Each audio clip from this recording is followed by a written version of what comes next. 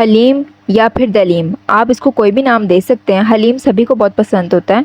हलीम को बनाते वक्त कुछ चीज़ें और कुछ बातों का ध्यान रखना होता है जो मैं आपको इस वीडियो में बताऊंगी। अगर आप चाहते हैं कि आपका हलीम परफेक्ट और जायकेदार रेशेदार बनकर तैयार हो तो आपने वीडियो को स्किप करके नहीं देखना, फुल वॉच करना है। और अगर वीडियो पसंद आए या रेसिपी पसंद आए तो लाइक कर दीजिएगा और चैनल को सब्सक्राइब कर दीजिएगा। कुकर में शामिल करेंगे 3/4 कप घी। मैं यहाँ पर घी का इस्तेमाल कर रही हूँ, आप ऑयल का भी इस्तेमाल कर सकते हैं। साथ हम इसमें डाल देंगे 1.5 कप प्याज कटी हुई स्लाइस में और इसको फ्राई कर लेंगे। आप यहाँ पर फ्राई वाली भी प्याज इस्तेमाल कर सकते हैं, मेरे पास नहीं पड़ी थी तो मैं इसी टाइम फ्राई कर रही हूँ। और इसको ब्राउन कर लेंगे। जैसे ये ब्राउन होगी इसमें हम आधा ग्लास पानी शामिल करेंगे, मिक्स कर लेंगे और अब हम इसमें डालेंगे गोश्त। मैं यहाँ पर बीफ का इस्तेमाल कर रही हूँ। ये 1 किलो बीफ है और बोनलेस है, यानी कि हड्डी के बगैर है और फैट के बगैर है, यानी कि चर्बी के बगैर वाला आपने इस्तेमाल करना है। मिक्स कर लेंगे और इसी के साथ हम इसमें डाल देंगे 2 टेबलस्पून अदरक लहसुन का पेस्ट।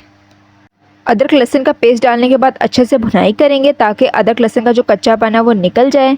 और फिर हम इसमें कुछ स्पाइसेस ऐड करेंगे। अदरक लहसुन को भूनने के बाद अब इसमें जाएगा 3 टेबलस्पून लाल मिर्चों का पाउडर और इसी के साथ जाएगा 2 टेबलस्पून इसमें धनिया पाउडर जाएगा। अब जाएगा इसमें 3 टेबलस्पून नमक के, अगर कम लगेगा तो हम थोड़ा और आगे जाके शामिल कर देंगे। उसके बाद जाएगा 2 टेबलस्पून भुना कुटा ज़ीरा पाउडर के और 1.5 टेबलस्पून इसमें जाएगा गरम मसाला पाउडर। अच्छे से भुनाई कर लेंगे। इसकी खुशबू अभी से ही आ रही है। अच्छे से आपने इसको भुनाई करनी है कि जो घी है ना वो ऊपर आ जाए। तो अब देख सकते हैं इसका घी ऊपर आ गया है। अब हम इसमें 3 टमाटर ब्लेंड किए हुए शामिल कर देंगे और अच्छे से मिक्स कर लेंगे।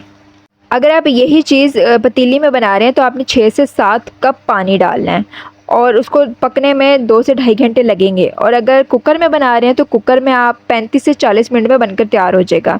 अब हम इसमें डाल देंगे 3 से 4 कप पानी।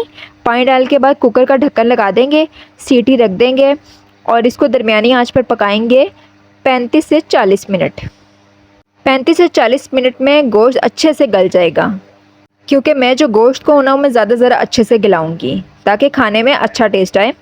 35 से 40 मिनट हो चुके हैं। अब मैं आपको निकाल कर दिखाऊंगी कि जो गोश्त है वो अच्छे से गल गया और बहुत आराम से उसकी जो बोटी है वो टूट रही है।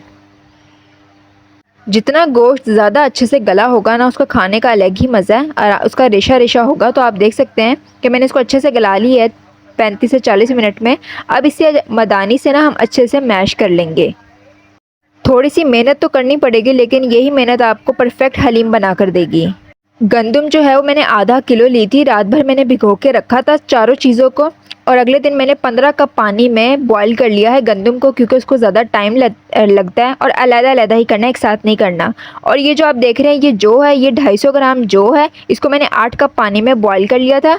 और 250 ग्राम चना दाल है और आधा कप राइस है, इसको भी मैंने 4 कप पानी में बॉईल कर लिया था।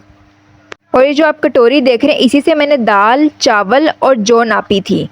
अब जो हमारा गोश्त है वो भी अच्छे से मैश हो चुका है। अब आगे का प्रोसेस हम करते हैं। एक बड़ी पतीली में मैंने जो गंदम, जौ, चना दाल और चावल बॉईल करके रखे थे ना वो इकट्ठी एक ही बर्तन में डाल दिए और इसमें 3 कप पानी डाल देंगे, मिक्स कर लेंगे। और इसी का मिक्सचर मैं थोड़ा सा लूँगी और उसको जूसर मशीन में ब्लेंड कर लूँगी। सारे को नहीं करूँगी, थोड़ा करूँगी। अगर सारे को ही कर लेंगे ना फिर वो हलीम नहीं लगेगा, वो दाल लगेगी। एक फ़ाइन पेस्ट तो नहीं बनाना, बस हल्का हल्का ही पीसना है। तो मैंने हाफ़ मतलब जूसर मशीन में डाला था और हाफ़ मैंने मिक्सर साबुत ही रखा है और कुकर में डाला है जिसमें गोश्त था गला हुआ जिसको हमने मैश करके रखा था। अब घोटने से इसको अच्छे से मैश करेंगे ताकि इसमें लेस पैदा हो और जो गंदम है जो है वो मैश हो। इसको घोटते हुए आधा पौना घंटा तो लगा है, तो बीच बीच में रुक रुक कर इसको घोटा है। दूसरी तरफ तड़का तैयार हो रहा है। तो 6 चम्मच मैंने घी का लिया था और एक छोटे साइज़ की प्याज ली थी स्लाइस में कटी हुई। तो अब आप देख सकते हैं ये जो हलीम है वो अच्छे से मैश हो गया है। तो अब इसमें ऊपर से तड़का डाल देंगे, 2 अदद कटी हुई हरी मिर्चें डाल देंगे और ऊपर से डालेंगे इसमें चाट मसाला 1 टेबलस्पून वो छिड़क देंगे। अदरक जूलियन में कटा हुआ वो डालेंगे और थोड़ा सा हरा धनिया। और अगर आपको रेसिपी पसंद आई है तो मुझे इसका फ़ीडबैक ज़रूर दीजिएगा और रेसिपी पसंद आई हो तो लाइक कर दीजिएगा और चैनल को सब्सक्राइब करना ना भूलें। मैं नेक्स्ट वीडियो में मिलती हूँ। अपना बहुत सारा ख्याल रखें। अल्लाह हाफिज़।